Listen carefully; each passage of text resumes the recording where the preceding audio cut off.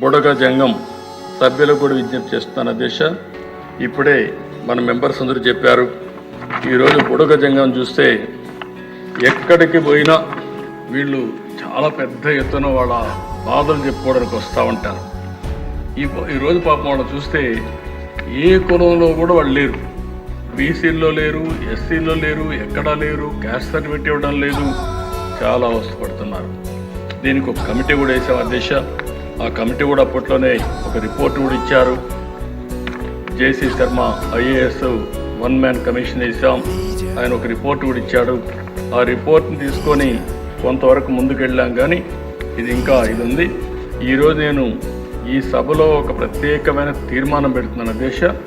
ఈ తీర్మానం ద్వారా కేంద్రానికి పంపించి కేంద్రాన్ని ఒప్పించి బుడగ జంగాన్ని కూడా ఎస్టీలో చేర్చడానికి అన్ని విధాలా ప్రయత్నం చేస్తాం.